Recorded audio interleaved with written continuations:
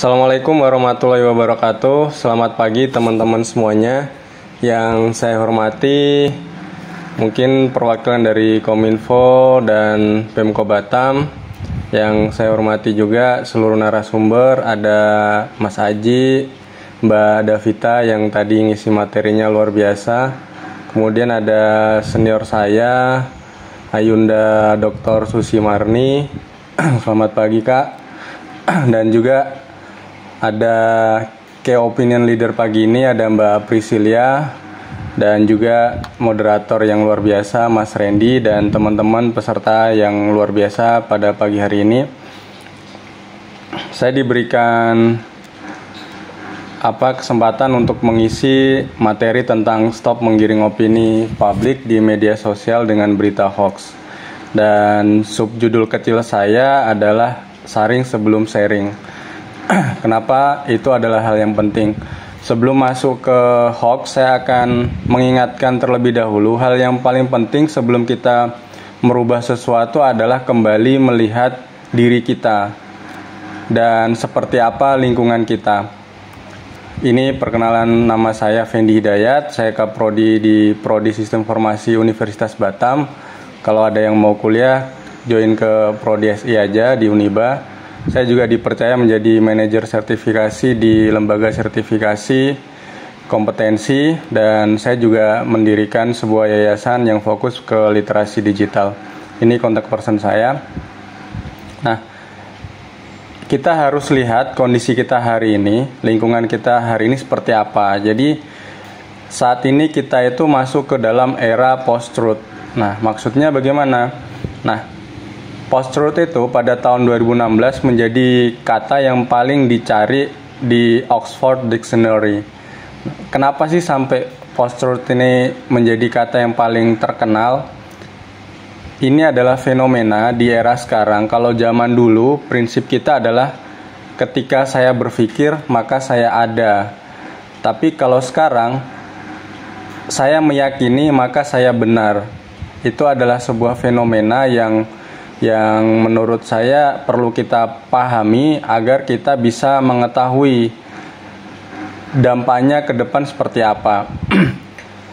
Jadi istilah post-truth ini sebenarnya bukan istilah baru. Ini adalah istilah lama yang memang di awal 2016-an itu mulai marak dan banyak dipakai dan banyak menyebar sehingga mulai digunakan oleh banyak orang.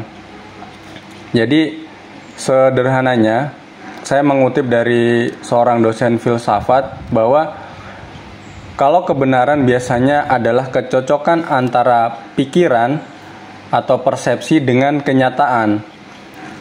Tapi di era post-truth sekarang ini kita masuk di era yang sangat aneh, yaitu pokoknya yang penting kita buat persepsi dulu, kita sebar omongan dulu, soal faktanya nanti ke belakangan. Faktanya bisa kita diada-adakan. Mungkin kalau dulu ketika zaman pemilu mungkin teman-teman pernah melihat ada yang press release katanya menang 52%, kemudian press release berikutnya menang 60%, dan selalu berubah-ubah. Karena apa? Karena dia tidak didukung oleh fakta. Pokoknya dia nyebar dulu persepsi publik, nanti faktanya dicocok-cocokin kayak gitu.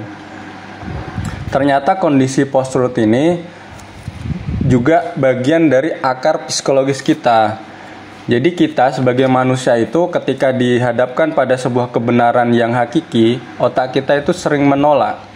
Nah, itulah yang disebut kita jatuh dalam kondisi cognitive bias. Jadi ego kita adalah pertahanan diri terhadap sesuatu yang tidak nyaman.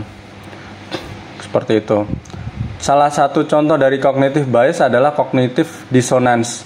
Cognitive dissonance ini banyak dialami oleh para pecandu rokok. Faktanya, dari banyak studi ilmiah, rokok itu berdampak buruk terhadap kesehatan. Maka kita harus mengurangi dan menghindari rokok. Karena orang-orang perokok ini sudah nyaman dengan hobi merokoknya, maka dia mencari pembenaran bahwa mereka sengaja merokok untuk mengurangi peredaran rokok. Nah, itu adalah sebuah post-truth yang mereka coba cari faktanya. Dan ini adalah kalau istilah psikologisnya cognitive dissonance. Kemudian yang paling mendasar dari post-truth adalah repetition effect, bahwa opini yang disebar secara terus-menerus akan diyakini oleh publik. Nah, ini adalah sebuah fakta yang kita hadapi hari ini. Kalau kita tidak memahami ini, maka kita akan terseret pada arus informasi yang belum tentu kebenarannya. Ternyata repetitive effect ini juga menjadi bagian sebuah propaganda baru. Menurut penelitian yang saya kutip dari Jenderal Petrus Renans Golose dari jurnal PTIK, bahwa post-truth ini adalah sebuah istilah yang mendunia untuk menjelaskan suatu masa di mana kebohongan tersebar luas dan dipercaya oleh masyarakat. Kebohongan ini disebarkan secara terus-menerus dan dengan cepat menggunakan sebuah propaganda yang disebut firehouse of falsehood atau propaganda selang pemadam kebakaran. Istilah ini dikeluarkan oleh The Russian, sebuah lembaga peneliti di Rusia, yaitu RAND Corporation, yang judulnya The Russian Firehouse of Falsehood Propaganda Model. Mereka meneliti bagaimana Putin melakukan propaganda untuk mengambil beberapa wilayah di wilayah terdekatnya, dan dia menyebarkan bahwa wilayah itu adalah wilayah yang milik mereka. Jadi ketika informasi bohong itu disebarkan terus-menerus, masyarakat akan berpikir bahwa itu adalah informasi yang benar. Maka diperlukan banyak kegiatan literasi digital agar informasi-informasi yang tidak benar itu juga diimbangi dengan informasi-informasi yang benar. Sebagaimana kalau teman-teman menyimak tadi rekaman dari sambutan Bapak Presiden. Jadi perlu kita pahami bahwa tipe dari propaganda firehouse of falsehood itu, yang pertama itu informasinya disebarkan secara masif dan sumber pemberitaannya itu banyak media saat ini. Dengan adanya media sosial itu penyebarannya sangat cepat dan sangat banyak dan bisa terus berulang-ulang. Yang ketiga, dia tidak didukung dengan fakta, dia lebih ke opini dan dia tidak konsisten informasinya. Seperti yang saya contohkan tadi, ketika Pilpres dulu ada yang mendeklarasikan diri menang 52%, kemudian selang berapa jam katanya menang 60%. Kenapa? Karena dia tidak didukung oleh fakta.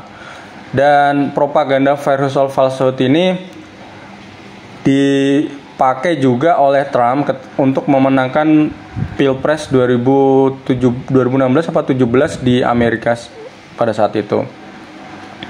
Jadi ini juga didukung dengan faktor psikologis tadi, amigdala, bahwa manusia itu takut ketika ditakut-takuti. Makanya banyak berita-berita tentang ketakutan ini yang paling mendasar di manusia adalah tentang agama, kemudian ideologi, dan juga kesehatan.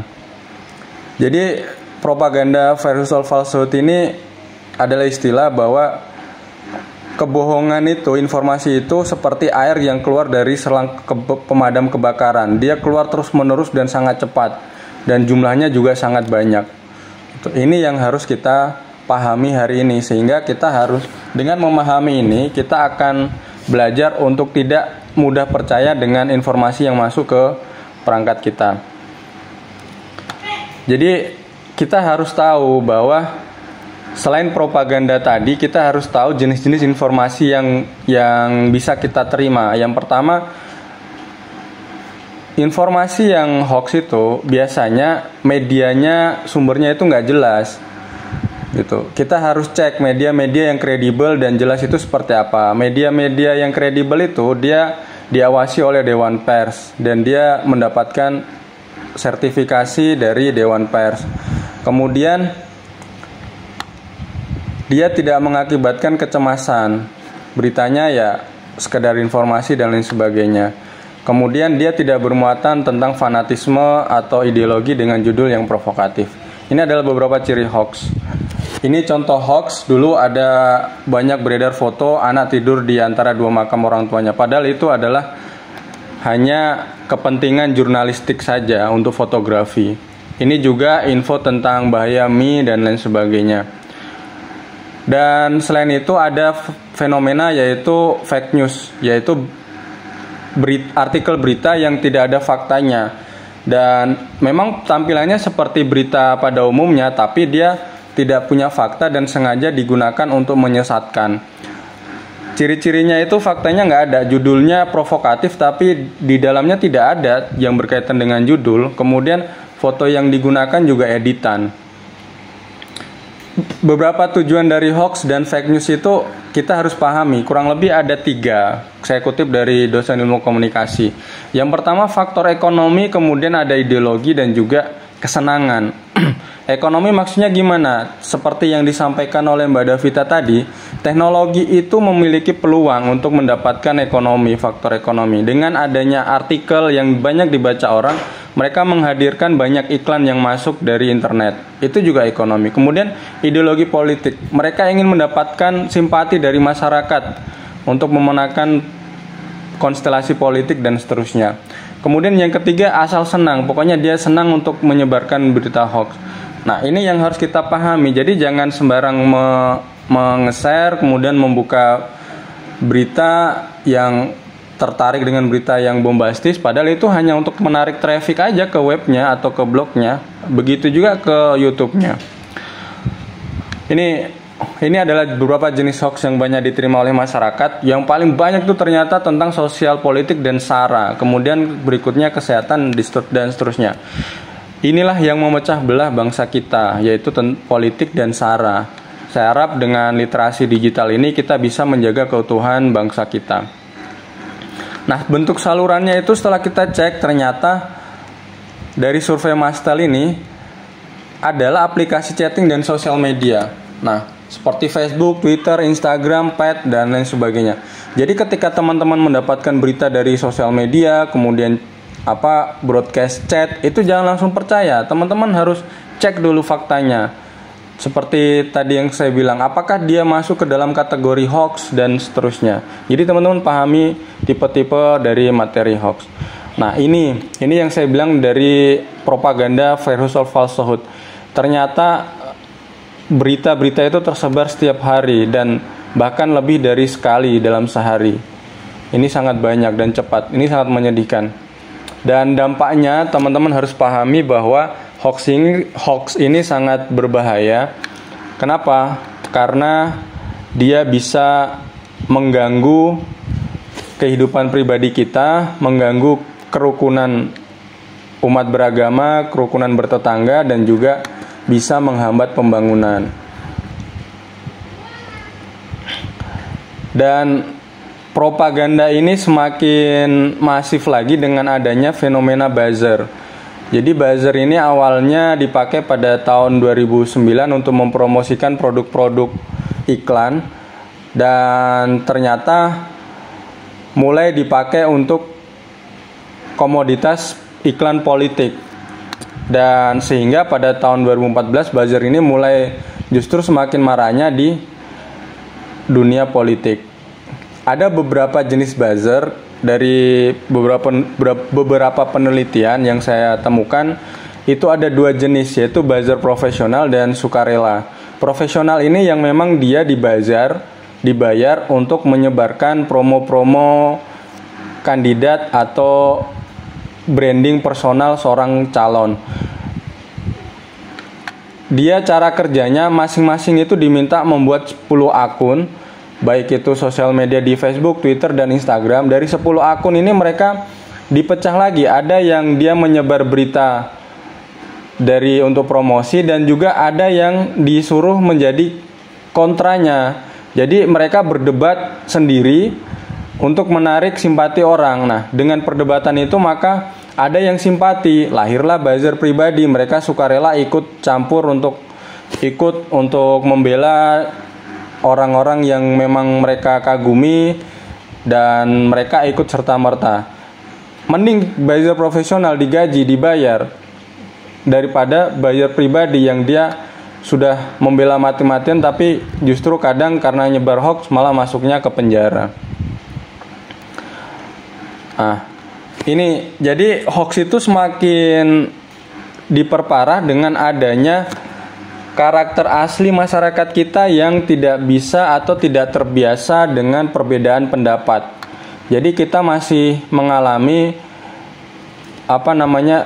demokrasi yang belum begitu baik di masyarakat kita. Dengan mereka belum bisa menerima perbedaan dengan baik.